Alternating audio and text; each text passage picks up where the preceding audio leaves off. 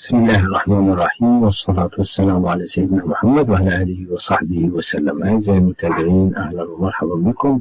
هنشوف مع بعض تردد قنوات اون تايم سبورت على النايل سات. هنشوف مع بعض ازاي ننزل التردد على الريسيفر. زي ما احنا شايفين القناة معانا شغالة بدون أي مشاكل. هنضغط على زر المنيو اللي موجود بالريموت كنترول، وبعدين نتوجه على التركيب. هنضغط 4 أصفار، تمام.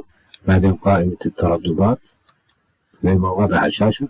زي ما احنا شايفين أنا عندي التردد نازل والقناة نازلة، اللي هو 11.861 11,861. معدل الترميز 27,500 فيرتيكال أو عمودي حسب اللغة عندك، تمام. عشان نضيف التردد ده اللي هو 11.861 هنضغط على الزر الأحمر الموجود بالريموت كنترول، تظهر لنا القائمة دي. هنضغط 1 تمام.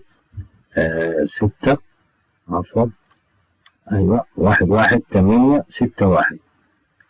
هنضغط الزر الأحمر 11.861.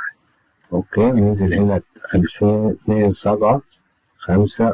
أوكي، ونخلي دي أفقي، نخليها رأسي أو في. أوكي تمام. بيقول لي التردد موجود، هضغط أوكي، أعمل علامة صح. بعدين هضغط على زر البحث اللي هو باللون الأزرق. هنعمل بحث الشبكة إيقاف، تمام.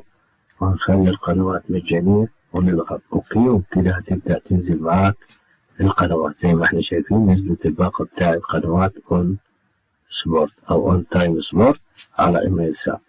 إن شاء الله الفيديو يعجبكم، ما تنسوش اللايك والاشتراك وتفعيل زر الجرس. والسلام عليكم ورحمة الله وبركاته.